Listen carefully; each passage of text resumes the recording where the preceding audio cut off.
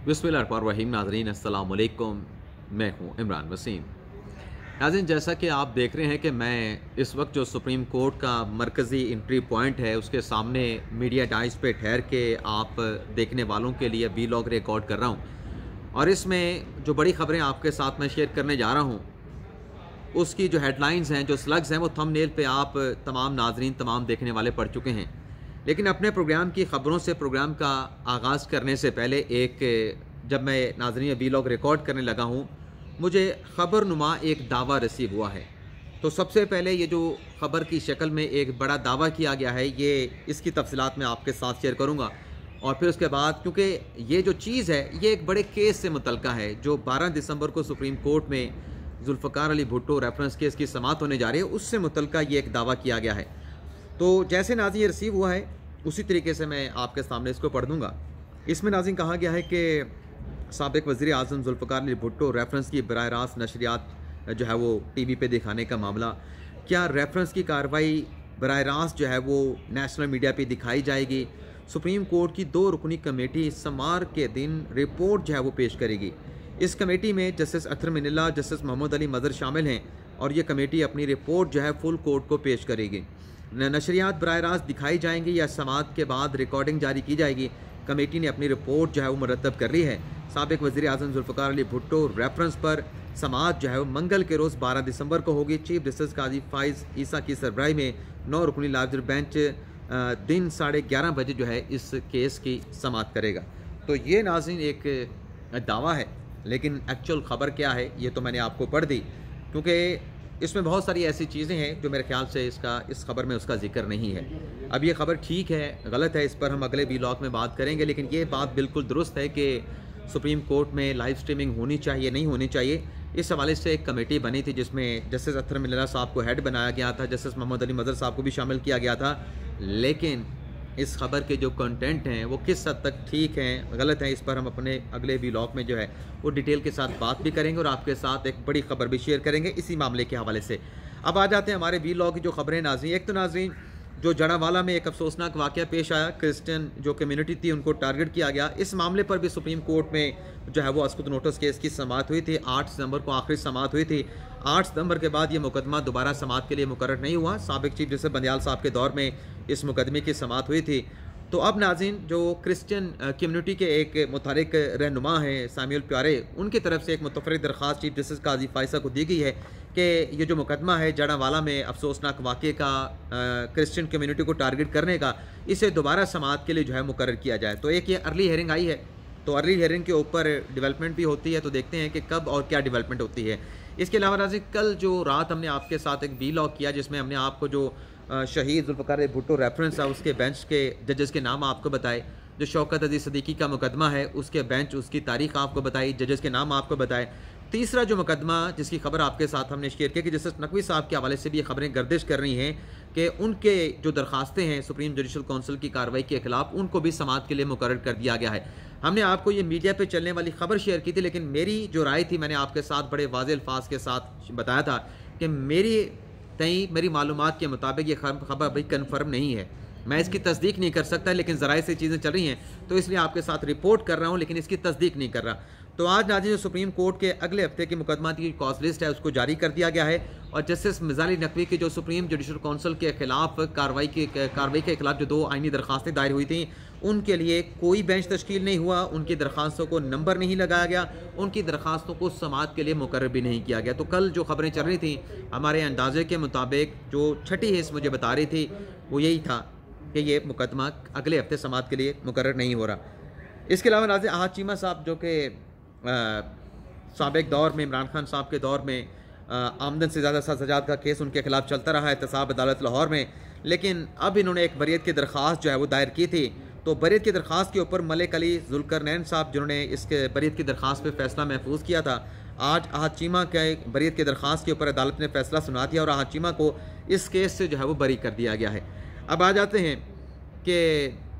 सहाफ़ी के इमरान खान से मुश्किल सवालात। तो सबसे पहले इस खबर की डिटेल आपके साथ हम शेयर कर लेते हैं और फिर जो जनरल बाजवा का बयान है साइफर केस में इमरान खान के खिलाफ, उस मामले पर भी आप नाज़रीन के साथ बात करेंगे। तो नाज़रीन ये सहाफ़ी इरशाद भट्टी साहब हैं, कल कामरान शाहिद के प्रोग्राम ऑन द फ्रंट में मौजूद थे। उनके साथ गेस्ट में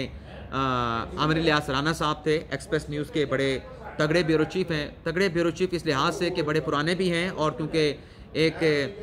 खुद जर्नलिस्ट हैं, साफ़ी हैं, चीज़ों को रिपोर्ट करते हैं, बड़ी ग्रिप है इस्टेब्लिशमेंट और हुकूमती मामलात पर, तो इसलिए बड़े तगड़े ब्यूरो चीफ जो है वो गर्दाने जाते हैं। इनके साथ हमारे दोस्त साफ़ी हसन अयूब साहब तजियाकार मौजूद थे। तो इस प्रोग्राम के दौरान जो अपने भट्टी साहब थे, इरशाद भट्टी साहब, उन्होंने ये दावा किया कि अगले हफ्ते जो इमरान खान साहब के साइफर केस की अडयाला जेल में समाअत होने जा रही है, वो उस केस को कवर करने के लिए पहुंचेंगे। वो कमरा अदालत में मौजूद होंगे, अदालती प्रोसीडिंग को नोट को जो है विटनेस करेंगे, लेकिन साथ में उन्होंने कहा कि वो इमरान खान साहब से 3 सवाल पूछेंगे। 3 सवालों का उन्होंने इमरान खान साहब से जवाब लेना है। हाँ जी, बड़े मुश्किल सवाल हैं, लेकिन मुझे लग रहा है कि ये सवाल जब इमरान खान साहब से इरशाद भट्टी जैसा साफ़ी भी पूछेगा तो इस पर तकरार ज़रूर होगी। तकरार इसलिए होगी क्योंकि जो भट्टी साहब के जो सवाल पूछने का अंदाज़ होगा, उस पर जो इमरान खान साहब का जवाब आएगा, उस पर तकरार बनती भी है। इरशाद भट्टी साहब ने कहा कि एक तो मैं इमरान खान साहब से सवाल पूछूंगा कि आप तो कहा करते थे कि आर्मी चीफ पे तनकीद करना गद्दारी है, तो आपने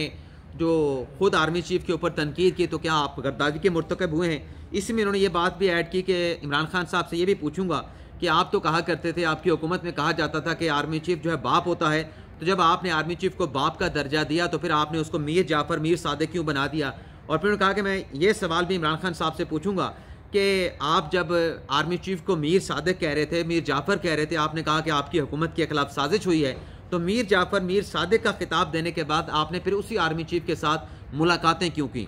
अगर वो मीर जाफ़र थे, मीर सादिक है, तो फिर आप उनके साथ बंद कमरों में रात के अंधेरों में मुलाकातें क्यों कर रहे थे? और एक सवाल उन्होंने ये बताया कि जब आप ये कह रहे थे कि अमेरिका की ग़ुलामी से हमने निजात हासिल करनी है, हमने ग़ुलामी में नहीं रहना, तो फिर आपने अमेरिका में अपनी पार्टी की प्रमोशन के लिए वहाँ पे और अपनी प्रमोशन के लिए आपने वहाँ पे जो पब्लिक रिलेशन कंपनियाँ हैं, प्रमोशनल जो कंपनियाँ हैं, PR जो फर्म्स हैं, उनकी खिदमात को क्यों हासिल किया? तो देखते हैं कि 12 दिसंबर को साइफर केस की अडयाला जेल में समाअत होनी है, तो क्या इरशाद भट्टी साहब ने जैसे दावा किया कि वो साइफर केस की समाअत को रिपोर्ट करने के लिए जाएंगे, विटनेस करने के लिए जाएंगे, तो वो जाते हैं। और अगर जाते हैं तो जिन सवालों का उन्होंने टीवी पे बैठ के दावा किया कि वो इमरान खान साहब से पूछना चाहते हैं, इंक्लाइन हैं, दिलचस्पी रखते हैं कि खान साहब इन सवालों का जवाब दें, और इस पर कहा अपने कामरान शाहिद साहब ने कि अगर खान साहब ने आपने इन सवालों का जवाब दिया तो आप हमारे प्रोग्राम में आके उन सवालों का जवाब के हवाले से बताएंगे कि आपके सवालों का खान साहब ने क्या जवाब दिया। इसके अलावा नाज़रीन, इसी प्रोग्राम में कुछ और तकरार भी हुई इरशाद भट्टी साहब के साथ आमिर इलियास राना साहब की, चूँकि उसमें इरशाद भट्टी साहब ने कहा कि जो कल इस्लामाबाद हाई कोर्ट में अल अज़ीज़ा रेफरेंस की समाअत हुई, उसके हवाले से कुछ गलत चीज़ों को जो है वो कोट कर रहे थे इरशाद भट्टी साहब। इरशाद भट्टी साहब ने कहा कि देखें, आज अरशद मलिक साहब सुरखरू हो गए, नून लीग ने इनको ब्लैकमेल किया, और आज जब केस मुकदमा जब लगा तो जो इन्होंने खुद कहा था कि वीडियो सच्ची है, तो उस बात को प्रेस ही नहीं किया गया। तो अगर ये इनकी वीडियो स्टेटमेंट वगैरह सब कुछ ठीक था और अरशद मलिक का बयान ठीक था, तो आज नून लीग ने जाके वहाँ पे सरेंडर क्यों कर दिया? इस मामले से दस्तबरदार क्यों हो गए? एक तो नाज़रीन, क्योंकि ज़ाहिर सी बात है भट्टी साहब कमरा अदालत में तो होती नहीं, और बहुत सारे ऐसे दोस्तों के ट्वीट्स पढ़ के जो खान साहब के साथ बड़ी मोहब्बत चाहत रखते हैं, तो खान साहब जो है वो मीडिया पे बैठ के उसी के ऊपर उसी किस्म का तबसरा कर देते हैं। नून लीग ने कहा, अमजद परवेज़ ने, आज़म अली ताड़ साहब ने, कि अगर आज अरशद मलिक ज़िंदा होते तो हम ये मामला आपके सामने एजिटेट करते, हम इससे दस्तबरदार ना होते, लेकिन चूंकि वो शख्स इस दुनिया में नहीं है, तो जो बंदा दुनिया में नहीं है उसका कंडक्ट क्या था,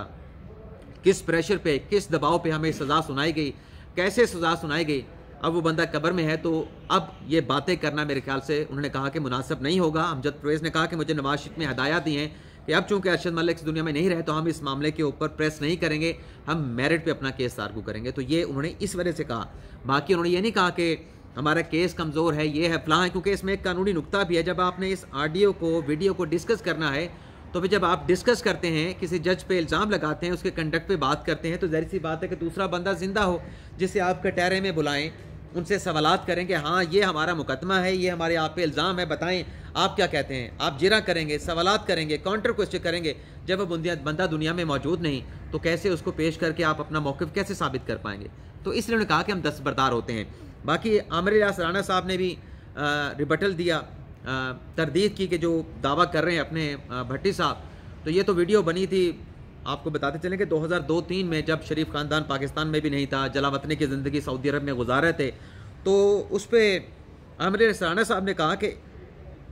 ये जो अरशद मलिक साहब हैं, जब फैसला इन्होंने सुनाना था फ्लैगशिप रेफरेंस का और अल अज़ीज़िया रेफरेंस का, उस फैसले सुनाने से 2 दिन पहले आमिर सराना साहब ने बताया कि जो अरशद मलिक साहब थे मरहूम, उनको एजेंसियों की जानिब से अगवा किया गया। और दावे के साथ आमिर सराना ने कहा कि आप इस बात की तस्दीक करा लें, मैं अपने अल्फाज के ऊपर कायम हूँ, अपनी खबर पर कायम हूँ कि 2 दिन पहले अरशद मलिक को उठाया गया और उठाने के बाद उसको कहा गया, लिखा हुआ फैसला दिया गया कि ये फैसला तुमने नवाज शरीफ के खिलाफ पढ़ना है। तो उसके बाद अरशद मलिक ने रात को 2 बजे फ़ोन करके बता दिया था कि मैं एक फ़ैसले में सज़ा दूंगा, मुझे लिखा हुआ फ़ैसला दे दिया गया है, एक फ़ैसले में नवाज शरीफ को बरी कर दूंगा और जो जिसमें सज़ा दूंगा उसमें भी ये चीज़ें होंगी, इस तरीके से होंगी। तो वो अरशद मलिक ने बता दिया था कि मेरे ऊपर बहुत ज़्यादा दबाव था और एजेंसियों का दबाव था, मुझे ब्लैकमेल किया गया है। उस टेलीफोन कॉल में आमिर सराना साहब ने बताया कि मुझे ब्लैकमेल किया गया कि जो 2002-3 की उनकी गैर इखलाकी वीडियो है, अगर आपने ये फैसला ना दिया नवाज शरीफ के खिलाफ तो आपको ब्लैकमेल किया जाएगा। मज़ीद उन्होंने ये भी बताया आमिर सराना साहब ने कि जब लाहौर में जाके अरशद मलिक ने नवाज शरीफ के साथ मुलाकात की थी तो अरशद मलिक जो है नवाज शरीफ के पैरों में गिर पड़े थे कि मुझे आप हाई कोर्ट का जज बना दें। तो जिस बयान हल्फी का हवाला दिया जाता है वो भी अपने आमिर सराना साहब ने कहा कि वो भी एजेंसियों ने लिख कर जो है वो अरशद मलिक को दिया था। अगर ये इतना अथेंटिक एफिडेविट था तो फिर इसी एफिडेविट के ऊपर लाहौर हाई कोर्ट ने अरशद मलिक को बरतरफ भी कर दिया था। तो ये एक और डेवलपमेंट भी हुई उसी प्रोग्राम में कि जज को कैसे अगवा किया गया और उसको क्या करने के लिए क्या दबाव और किस तरीके से ब्लैकमेल किया गया। इसके अलावा नाज़रीन अब आ जाते हैं एक और ख़बर साइफ़र के हवाले से, जिसका मैंने अभी कुछ देर पहले हवाला दिया। उसकी डिटेल पे आने से पहले नाज़रीन, एक्सप्रेस न्यूज़ पे ये रिपोर्ट किया गया है कि दानियाल अजीज़ जिन्हें नून लीग ने शोकास नोटिस जारी किया है, उनके नून लीग के साथ जो इख्तलाफात हैं वो शिद्दत अख्तियार कर गए हैं और अब जो दानियाल अजीज़ हैं हो सकता है कि वो नारोवाल से आज़ाद हैसियत में मुस्लिम नवाज़ के टिकट के बगैर जो है वो इलेक्शन लड़ें। वैसे नाज़रीन जिस अंदाज से इस खबर को एक्सप्रेस न्यूज़ ने रिपोर्ट किया है उससे वज़ाहिर ऐसा लगता है कि ये जो खबर है ये नून लीग साइड से नहीं बल्कि दानियाल अजीज़ साइड की साइड से जो है ये खबर जो है वो रिपोर्ट हुई है। उनके ज़राए से उनको बताया गया कि ये सूरत हाल जो इख्तलाफात हैं उसके हवाले से चल रही हैं, तो और दानियाल अजीज़ साहब ये सोच रहे हैं। इसके अलावा नाज़रीन लाहौर हाई कोर्ट ने 2 फैसले दिए हैं, एक PP-35 और PP-59 जो कि वज़ीराबाद और गखड़ मंडी की हल्का बंदियों को चैलेंज किया गया था। जस्टिस अली बाकर नजवी साहब ने आज इस केस की समाअत की। अता ताड़ साहब का ग़ालिबन ये हल्का है और आज़म अली ताड़ साहब पेश और कहा गया कि गैर कानूनी ये हल्कियाँ की गई हैं, जो हल्कों की तकसीम है वो भी दुरुस्त अंदाज से नहीं की गई। तो लाहौर हाई कोर्ट ने इन दोनों सूबाई हल्कों की जो डिलिमिटेशन का प्रोसेस है इसको कलदम किया है और इलेक्शन कमीशन से कहा है कि इस मामले का दोबारा से जायज़ा लें। इसके साथ साथ जो NA 120 और NA 123 की जो हल्का बंदियाँ है उसको भी इलेक्शन कमीशन को दोबारा जायज़ा लेने का कहा गया है। अब आ जाते हैं कि जनरल बाजवा साहब का साइफर केस में इमरान खान के ख़िलाफ़ बयान का क्या मामला है। नाज़रीन आखिरी समाअत में जैसे कि मीडिया ने जाके रिपोर्ट किया, खान साहब कमरा अदालत में और खान साहब ने बताया कि मैं तो इस केस में जज साहब की तरफ रुख करके और फिर साफियों की तरफ रुख करके बताया कि मैं इस केस में जनरल बाजवा को बुलाऊंगा। खान साहब ने कह दिया, मीडिया पे सोशल मीडिया पे रिपोर्ट भी हो गया, बल्ले बल्ले भी हो गया। खान साहब ने बड़ी दलेरी दिखा दी है और दलेरी अभी देखने के खान साहब जब वक्त आएगा तो क्या वाकई कोई रिटर्न एप्लीकेशन दे के जनरल बाजवा को बुलाते हैं, नहीं बुलाते। लेकिन कल की जो अंसार अब्बासी साहब की खबर है जिसमें कहा गया कि जनरल बाजवा को अगर इमरान खान साहब ने बुलाया कोर्ट विटनेस के तौर पे अपने दिफा में तो वो जाएंगे और जाके अपना बयान रिकॉर्ड करवाएंगे। आज अंसार अब्बासी साहब ने एक और ख़बर दी है और ये ख़बर नाज़रीन मैं आपको बता दूँ कि जितने सोर्सेज हैं अंसार अब्बासी साहब के, ये मैं ये समझता हूँ, मेरी राय ये है कि जनरल बाजवा साहब का दरअसल इमरान खान के ख़िलाफ़ बयान है। अगर खान साहब ने जनरल बाजवा को बुलाया कोर्ट नोटिस पे तो यही जो बातें आज अंसार अब्बासी साहब ने लिखी हैं, इमरान खान के खिलाफ यही बयान होगा जनरल बाजवा का साइफर अदालत में ऑफिशियल सीक्रेट एक्ट की खिलाफ वर्जी पर इमरान खान के खिलाफ। इस खबर में लिखा गया है कि जब ये साइफर मौसूल हुआ, अब ये साइफर कब मौसूल हुआ था, ग़ालिबन 7 मार्च की डेट थी, तो 3 दिन के बाद ये साइफर, क्योंकि इसकी कापियाँ वज़ारत ख़ारजा ने बना के आर्मी चीफ़ को भेजी थी, DGI को भेजी थी, वज़ीर आज़म और वज़ीर ख़ारजा को इसकी कॉपी दी गई थी। तो 3 दिन के बाद कामरा एयरबेस पे जहाँ पर air chief marshal Zaheer Ahmed, naval staff chief Amjad Niazi, Peshawar के कोर कमांडर जनरल फैज़ और वफाकी वज़रा दीगर वहाँ पे उस तकरीब में मौजूद थे। पाकिस्तान का एक J-10 ग़ालिबन जहाज़ था, उसकी तकरीब वहाँ पे चल रही थी। तो इसमें जनरल बाजवा ने इमरान खान साहब से कहा कि ये एक साइफर आया है सास नोयत का। तो इमरान खान साहब ने उसका ये जवाब दिया, यानी इसके ऊपर कोई कान नहीं धरे, कोई जवाब नहीं दिया कि इस पर क्या करना है। मैंने एग्जैक्टली क्या लिखा है, खान साहब ने अंसार अब्बासी साहब की खबर के मुताबिक उसको नज़रअंदाज कर दिया था। गालिबन किसी जगह पे रिपोर्ट हुआ था कि खान साहब को जब जनरल बाजवा साहब ने कहा कि ये साइफ़र आया, तो इमरान खान साहब ने कहा कि जनरल साहब छोड़ें, इस किस्म के साइफ़र जो है वो आते रहते हैं जाते रहते हैं। लेकिन इसमें अंसार अब्बासी साहब ने अपनी खबर में ये भी लिखा है कि ये साइफ़र की जब बात डिस्कस की गई इमरान खान साहब के साथ, इसके चंद दिन के बाद, 2 रोज़ के बाद, जो असद उमर थे इमरान खान साहब के मिनिस्टर, उन्होंने इमरान खान की तरफ से ऑफ़र की जनरल बाजवा को, इमरान खान साहब आपको एक्सटेंशन देना चाहते हैं। और फिर चंद रोज़ के बाद इसी ऑफ़र को परवेज़ खटक साहब ने भी दोहराया था। और फिर 26 मार्च को 2022 को एक मुलाकात हुई जिसमें आर्मी चीफ थे, DGI थे, इमरान खान थे, वफाकी वज़रा थे।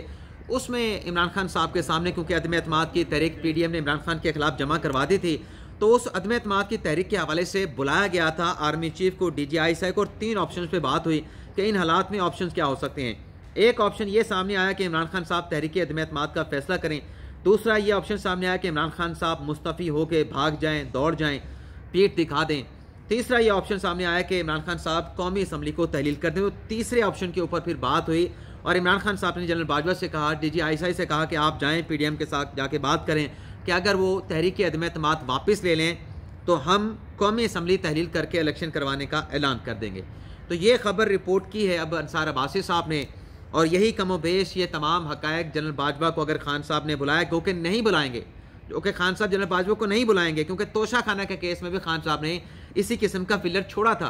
खान साहब ने हिम्मत दिखाई सिर्फ स्टेटमेंट की हद तक, लेकिन जब अमली मुजाहरा करना था तो खान साहब ने जो तोशा खाने में कहा था कि तमाम जो तोशा खाने के ताइफ आते हैं उसे मिलिट्री सेक्रेटरी जो है उसको देखते थे, मैं उसको कोर्ट नोटिस पे बुलाऊंगा, लेकिन खान साहब ने नहीं बुलाया था। अब अगर खान साहब हिम्मत करते हैं और जनरल बाजवा को बुलाते हैं, तहरीरी दरख्वास्त देते हैं, बात है तहरीरी दरख्वास्त की, तहरीरी दरख्वास्त पे अदालत कार्रवाई करती है, ज़मानी कह देने से अदालत किसी को नहीं बुलाती। तो तहरीरी दरख्वास्त दी अगर,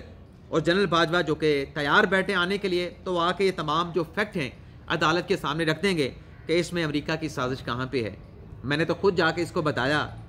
इसने तो कहा, नज़रअंदाज कर दिया कि छोड़ें बाजवा साहब, जनरल साहब इस तरह के साइफर आते रहते हैं, रूटीन की कार्रवाई है। तो ये नाज़रीन हमारा वीलॉग, आपसे इजाज़त चाहते हैं। अल्लाह ताला हम सब का हमें नाज़रीन अपनी दुआ